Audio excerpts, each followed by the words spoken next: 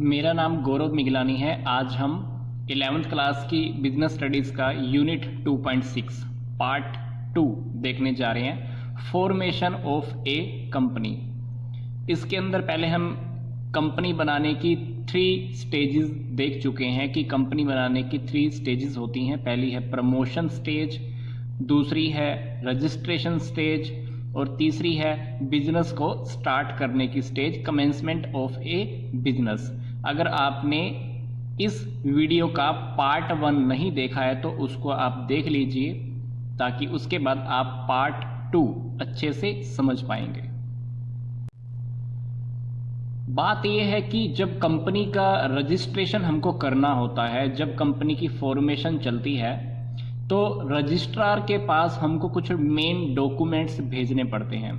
पहला जो डॉक्यूमेंट होता है वो होता है मेमोरेंडम ऑफ एसोसिएशन, जिसको आपने शॉर्टकट में पिछली कुछ वीडियोस में देखा होगा, MOA मैंने नेम यूज़ किया है। दूसरा जो है वो है आर्टिकल्स ऑफ एसोसिएशन और तीसरा है प्रोस्पेक्टस।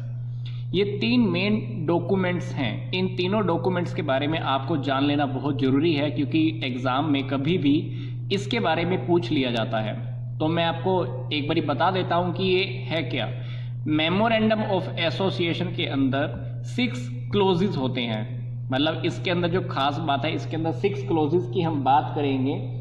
मतलब कंपनी का ऑब्जेक्टिव क्या है, कंपनी कैपिटल कैसे लगाएगी, कहाँ से लगाएगी, कंपनी का ऑफिस कहाँ पर है, सिचुएशन कहाँ है, कंपनी के डॉक्यूमेंट्स के ऊपर सिग्नेचर करने वाले लोग कहाँ है, इस प्रकार की बातें इसके अंदर लिखी होती हैं।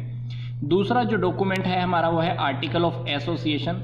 इसके अंदर इंटरनल मैनेजमेंट के रूल्स एंड रेगुलेशंस लिखे होते हैं। मतलब इसके अंदर वो रूल्स एंड रेगुलेशन लिखे होते हैं जो इन टॉपिक्स को पूरा करने वाले होते हैं। फिर है हमारी प्रोस्पेक्टस की बात। प्रोस्पेक्टस क्या होता है? कंपनी जब शेयर्स सेल करती है, लोगों को जब शेयर्स खरीदने के लिए इनवाइट करती है, तो कंपनी सबके सामने एक प्रोस्पेक्टस इशू करती है। जैसे आपको कॉलेज में एडमिशन लेना होता है या स्कूल में एडमिशन लेना है, तो आप सबसे पहले क्या करते हो? स्कूल या कॉलेज का एक प्रोस्पेक्टस फाइल करते हो और उसके अंदर आप स्कूल की सारी इन्फॉर्मेशन भी पढ़ पाते हो। उसके अंदर स्कूल का फॉर्म भी होता है, उसके अंदर आप सारी डिटेल भर देते हो। तो वैसा ही प्रोस्पेक्टस एक कंपनी भी सेल करती है, इशू करती है, जिसमें कंपनी की पूरी इन्फॉर्मेशन होती है।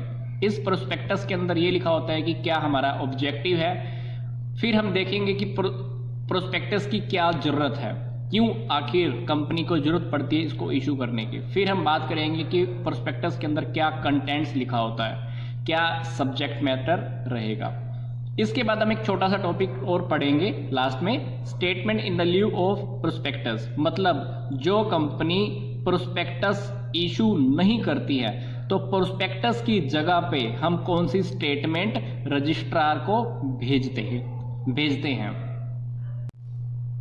अब हम सबसे पहले बात करते हैं मेमोरेंडम ऑफ एसोसिएशन की, MOA की।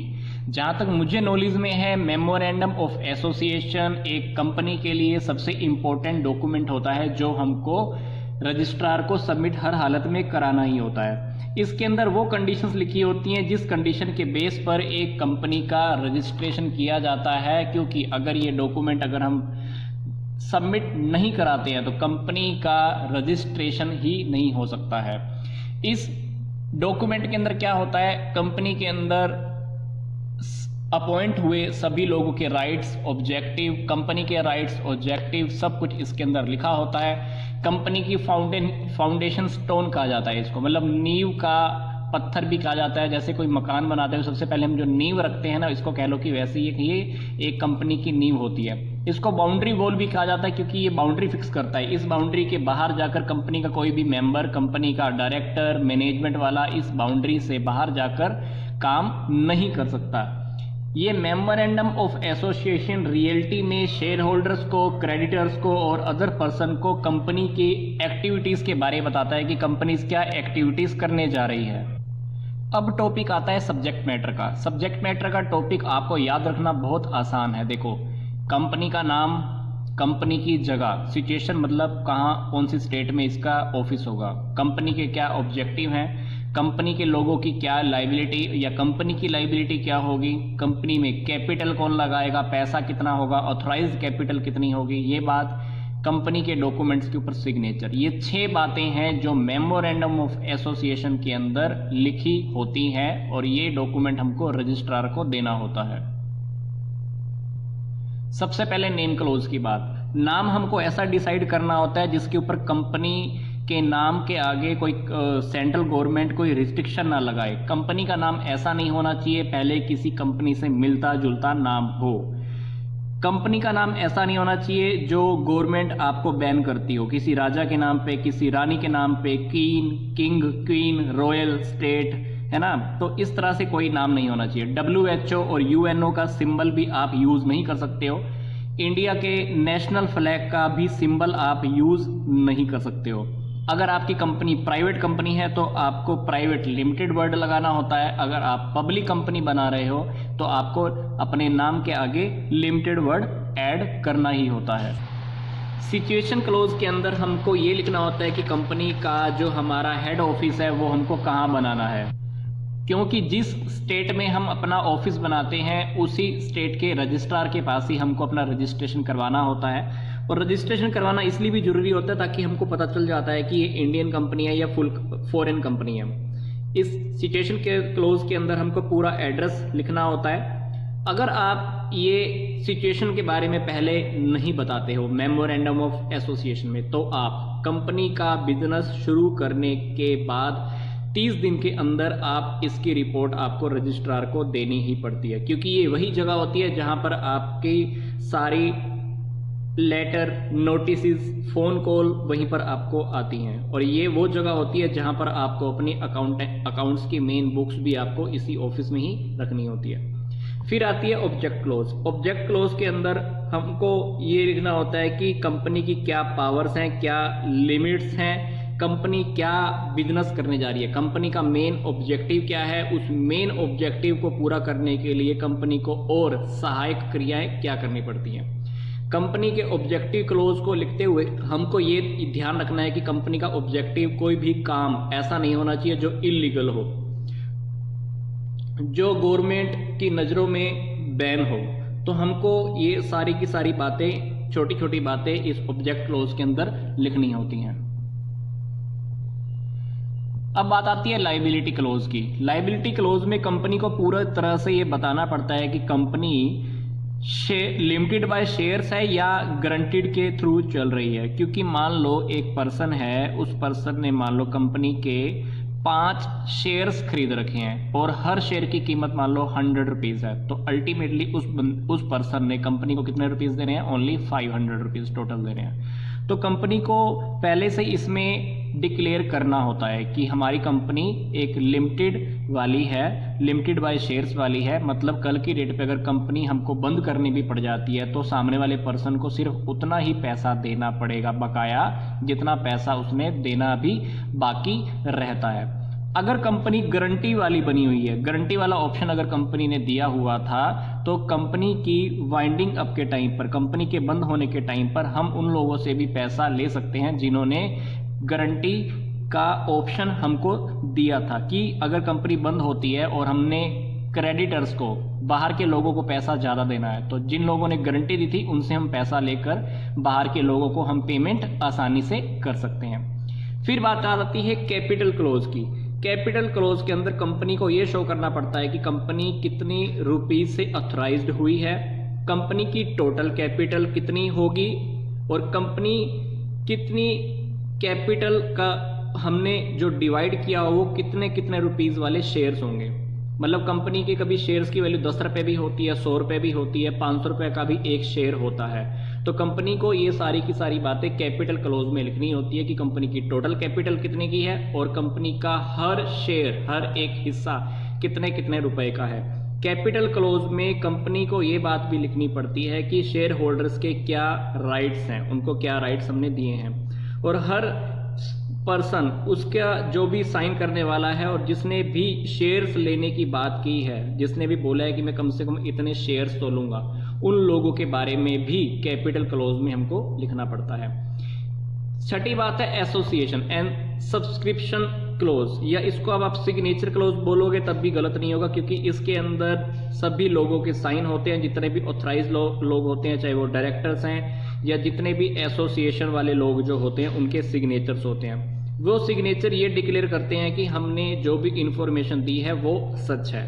सिग्नेचर क्लोज के लास्ट में साइन करने वाले लोगों का नाम, एड्रेस, ऑक्यूपेशन, उनका क्या खुद का पर्सनल बिजनेस है, कहाँ पे रहते हैं, सारी बातें लिखी होती हैं और उनके सिग्नेचर किए हुए होते हैं। तो ये हमारा टॉपिक कंप्लीट हुआ मेमोरेंडम ऑफ एसोसिएशन का। इसके 6 मेन कंटेंट मैं आपको फिर से रिपीट कर रहा हूँ। मेमोरेंडम ऑफ एसोसिएशन सबसे मेन टॉपिक होता है, इसके बिना तो कंपनी का रजिस्ट्रेशन किसी भी हालत में नहीं हो सकता है। पेपर में क्वेश्चन कभी कभी ये भी आ सकता है कि फाउंडेशन स्टोन क्या है कंपनी का, मेमोरेंडम ऑफ एसोसिएशन, या कंपनी की बाउंड्री वॉल क्या होती है, मेमोरेंडम ऑफ एसोसिएशन। या क्वेश्चन कभी कभी ऐसा भी आ सकता है कि ऐसा कौन सा डॉक्यूमेंट है जिसके बिना कंपनी का रजिस्ट्रेशन हो ही नहीं सकता, that is memorandum of association.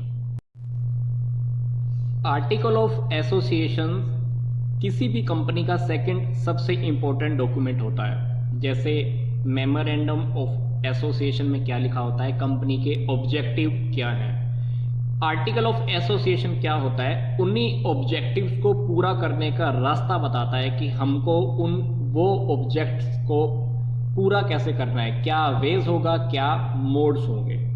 Article of association में रियलिटी में क्या होता है, इंटरनल मैनेजमेंट के रूल्स एंड रेगुलेशंस लिखे होते हैं। मेमोरेंडम ऑफ एसोसिएशन को पूरा करने का तरीका इसमें होता है। ऑफिसर्स के क्या राइट्स होंगे, शेयर होल्डर्स के क्या राइट होंगे, डिबेंचर्स होल्डर्स के क्या राइट होंगे, ये सारी बातें आर्टिकल ऑफ एसोसिएशन में लिखी होती हैं। अब बात करते हैं सब्जेक्ट मैटर की। सब्जेक्ट मैटर में क्या क्या बातें लिखी होती हैं। जैसे पार्टनरशिप डीड में आपने देखा था कि पार्टनरशिप डीड में क्या लिखा होता है, रूल्स एंड रेगुलेशन लिखी होती हैं। वैसे ही कंपनी के इस आर्टिकल ऑफ एसोसिएशन में क्या लिखा होता है, कंपनी कैसे शेयर इशू करेगी, शेयर का अलॉटमेंट कैसे करेगी, मिनिमम सब्सक्रिप्शन क्या होगा, शेयर्स के ऊपर पैसा हम कितनी बार कैसे कैसे मांगेंगे, कैपिटल अगर हमको इंक्रीज करनी हो तो कैसे करेंगे, अंडरराइटर का कमीशन कैसे देंगे, कैसे पेमेंट होगी, कितना कमीशन होगा, स्टैंप को हम कैसे यूज करेंगे, कंपनी के अकाउंट्स हमको कैसे रखने हैं, कंपनी के मेंबर्स का वोटिंग का राइट कैसे होगा, कंपनी कितने तरह का लोन ले सकती है, लोन लेने की पावर किसके पास रहेगी, बोर्ड ऑफ डायरेक्टर्स की क्या पावर रहेगी, कंपनी रिजर्व और फंड्स का मेंटेनेंस कैसे करेगी, कंपनी का वाइंडिंग अप कैसे होगा, मतलब अगर कंपनी को बंद करना पड़ गया तो कंपनी को बंद करने का प्रोसीजर क्या होगा। ये सारी की सारी बातें आर्टिकल ऑफ एसोसिएशन के अंदर लिखी होती हैं। पर आर्टिकल ऑफ एसोसिएशन कभी भी मेमोरेंडम ऑफ एसोसिएशन की सीमा को कभी भी नहीं लांघेगा, क्योंकि आर्टिकल ऑफ एसोसिएशन रियलिटी में मेमोरेंडम ऑफ एसोसिएशन की हेल्प करने के लिए बना होता है। तीसरा मेन डॉक्यूमेंट होता है हमारा प्रोस्पेक्टस। अगर कोई कंपनी प्रोस्पेक्टस इशू नहीं करती है तो उसकी जगह पे क्या इशू कर सकती है, statement in the लिeu of prospectus. मतलब प्रोस्पेक्टस की जगह पर एक स्टेटमेंट हमको इशू करनी पड़ती है, रजिस्ट्रार के यहाँ भेजनी पड़ती है। मैं आपको फिर से रिपीट कर देता हूँ कि ये स्टेटमेंट कोई चौथा डॉक्यूमेंट नहीं है, ये सिर्फ एक इसका सब्स्टिट्यूट है। प्रोस्पेक्टस नहीं तो स्टेटमेंट हमको हर हालत में भेजनी ही पड़ती है रजिस्ट्रार के यहाँ।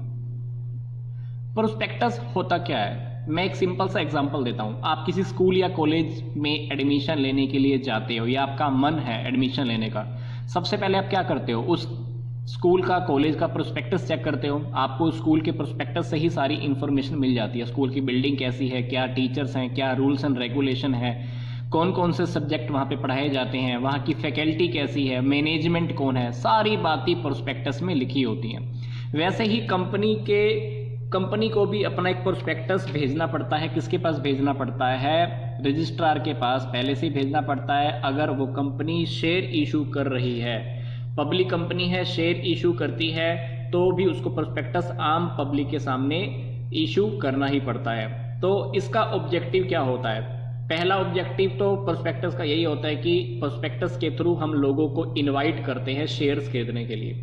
दूसरी बात, इसमें सारी कंडीशंस होती हैं कि शेयर्स खरीदने की क्या कंडीशन है। तीसरी बात, प्रोस्पेक्टस इशू करने से हमारी कंपनी की एडवर्टाइजमेंट भी हो जाती है। अब इसकी क्या आवश्यकता है, क्या आवश्यकता पड़ती है, मैं आपको फिर से रिपीट कर रहा हूं, प्राइवेट कंपनी को प्रोस्पेक्टस इशू नहीं करना होता है। तो इशू कौन करेगा? Public company. पब्लिक कंपनी अगर पब्लिक से पैसा इकट्ठा कर रही है तो उसको प्रोस्पेक्टस हर हालत में इशू करना ही होता है। पर अगर वो प्रमोटर, कंपनी को प्रमोट करने वाले प्रमोटर्स अगर अपने पर्सनल लेवल पर पैसा इकट्ठा कर लेते हैं तो भी उनको प्रोस्पेक्टस इशू नहीं करना होता है। नहीं करना चाहते तो मत करें। तो उसकी जगह पर फिर उनको क्या करना होता है? ये स्टेटमेंट इशू करनी होती है। ये स्टेटमेंट हमको रजिस्ट्रार के यहाँ भेजनी पड़ती है। मैं आपको फिर से रिपीट कर रहा हूँ, अगर प्रमोटर पर्सनल लेवल पर पैसा इकट्ठा कर लेते हैं तो प्रोस्पेक्टस इशू करने की कोई जरूरत नहीं है। तो क्या इशू करें? रजिस्ट्रार के यहाँ स्टेटमेंट भेज दें, जो हम प्रोस्पेक्टस की जगह भेज सकते हैं। अब बात आती है कि प्रोस्पेक्टस के अंदर कौन कौन सी बातें लिखी होती हैं। प्रोस्पेक्टस के अंदर हमको ये लिखा होता है कि कंपनी का ऑब्जेक्ट क्या है, मेमोरेंडम ऑफ एसोसिएशन पे किस किस पर्सन ने सिग्नेचर किए हैं, कंपनी की ऑथराइज्ड कैपिटल क्या है, इश्यूड कैपिटल क्या है, कंपनी के शेयर्स किस टाइप के हैं, हर शेयर कितने रुपए का है, कितने नंबर्स के शेयर हैं। मैनेजमेंट के बारे में बात लिखनी पड़ती है, डायरेक्टर कौन होगा, मैनेजिंग डायरेक्टर कौन होगा, अगर हमने किसी को इन फ्यूचर में मैनेजर रखना है तो उसके बारे में भी हमको लिखना पड़ता है। सारे प्रोविजन क्या क्या हो सकते हैं, मिनिमम सब्सक्रिप्शन क्या होगा, एप्लीकेशन कब मंगवाएंगे, शेयर लोगों को अलॉट कब किए जाएंगे, शेयर के ऊपर प्रीमियम कैसे होगा, अंडर राइटर्स कौन होगा, कंपनी के स्टार्टिंग के खर्चे कितने होंगे, अगर खर्चे किसी ने अगर वहन किए हैं खर्चे और किसी ने भरे हैं तो उन लोगों के नाम भी दिए जाते हैं, कंपनी के प्रमोटर के नाम दिए जाते हैं, कंपनी के ऑडिटर जो खातों की चेकिंग करेंगे उनके नाम दिए जाते हैं, उनकी डिटेल भी दी जाती है, बिजनेस की डिटेल दी जाती है, क्या बिजनेस हम करने जा रहे हैं, कंपनी की प्रॉपर्टी जो हम खरीदेंगे उनका नाम एड्रेस वो भी दिए जाते हैं, या जो खरीद ली है हमने प्रॉपर्टी उसके भी नाम, आर्टिकल के ऊपर क्या रिस्ट्रिक्शंस हैं वो सारी बातें, है ना, कौन कौन कंपनी के अकाउंट्स की चेकिंग कर सकता है और कंपनी की बैलेंस शीट का ऑफिस कहाँ पे होगा, कंपनी अपने अकाउंट्स कौन से ऑफिस में रखने वाली है, ये सारी की सारी बातें प्रोस्पेक्टस के अंदर लिखी होती हैं। और ये सारी बातें जब आम पब्लिक पढ़ती है अगर उनको अच्छा लगता है तो वो कंपनी को शेयर्स खरीदने के लिए पैसा भी भेज सकते हैं। अब बात आती है कि अगर हम प्रोस्पेक्टस इशू नहीं करते हैं तो हम क्या इशू करते हैं? Statement in the lieu of the prospectus, मतलब प्रोस्पेक्टस की जगह पर क्या? स्टेटमेंट। अब बात आती है कि मैं आपको फिर से रिपीट कर रहा हूं कि जिस कंपनी के पास शेयर कैपिटल नहीं है, जिस कंपनी के पास डिबेंचर नहीं है, तो डेफिनेटली वो कंपनी प्रोस्पेक्टस इशू नहीं करती है। तो वो कंपनी भी क्या कर सकती है? अपनी एक statement in the lieu of prospectus present किसको करती है? रजिस्ट्रार को करती है। कंडीशंस क्या हैं? क्या कंडीशन है जिसके बिहाफ पर हम स्टेटमेंट इशू कर सकते हैं? पहली बात है कि जिस कंपनी ने शेयर कैपिटल इशू नहीं किया है तो वो कंपनी प्रोस्पेक्टस तो इशू करती नहीं होगी, तो वो क्या बनाएगी? स्टेटमेंट बनाएगी। दूसरी बात, अगर कोई प्राइवेट कंपनी पब्लिक कंपनी में ट्रांसफर हो जाती है तो उसको तब भी ये स्टेटमेंट ही रेडी करनी पड़ती है। तीसरी बात, अगर किसी कंपनी को पूरा का पूरा पैसा ऑटोमेटिकली कहीं से मिल गया है तो भी प्रोस्पेक्टस इशू नहीं करना है, तब भी हम क्या बनाएंगे? स्टेटमेंट बनाएंगे।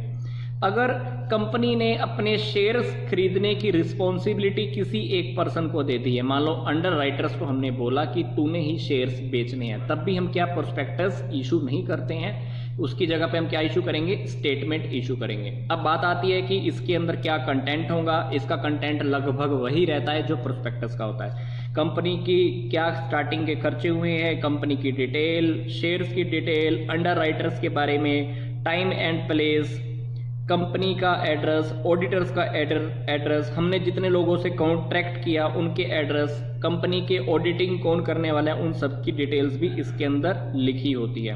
मैं आपको फिर से एक बात रिपीट कर रहा हूं, प्रोस्पेक्टस तो हमको आम पब्लिक के सामने इशू करना पड़ सकता है, परंतु स्टेटमेंट हमको आम पब्लिक के सामने इशू नहीं करना होता है। ये सिर्फ हमको रजिस्ट्रार को ही भेजना होता है इंफॉर्मेशन के लिए। तो ये हमारा टॉपिक कंप्लीट हो चुका है। तो आज हमने वीडियो में क्या सीखा? कंपनी को मेन 3 डॉक्यूमेंट है जो रजिस्ट्रार के पास हमको भेजने ही पड़ते हैं, बनाने बहुत जरूरी होते हैं। पहला था मेमोरेंडम ऑफ एसोसिएशन, कंपनी की फाउंडेशन मानी जाती है, इसके बिना तो हम रजिस्ट्रेशन कर ही नहीं सकते हैं। दूसरी बात, आर्टिकल ऑफ एसोसिएशन, ये रूल्स एंड रेगुलेशन होते हैं। इस रूल्स एंड रेगुलेशन के अकॉर्डिंग ही हम मेमोरेंडम ऑफ एसोसिएशन वाले काम अपने पूरे कर पाते हैं। तीसरी बात है प्रोस्पेक्टस। डेफिनेटली कंपनी को एक एडवर्टाइजमेंट का मौका होता है, जिससे इस प्रोस्पेक्टस के थ्रू ही हम आम पब्लिक से पैसा इकट्ठा कर सकते हैं। अगर कोई कंपनी प्रोस्पेक्टस इशू नहीं करती है तो उसकी जगह क्या इशू करना होता है, statement in the leave of prospectus, मतलब प्रोस्पेक्टस की जगह पे हमको ये स्टेटमेंट भेजनी पड़ती है। तो ये हमारा वीडियो कंप्लीट हो चुका है। तो इस टॉपिक के साथ ही हमारा ये चैप्टर भी कंप्लीट हो गया है, फॉर्मेशन ऑफ कंपनी। वीडियो देखने के लिए धन्यवाद।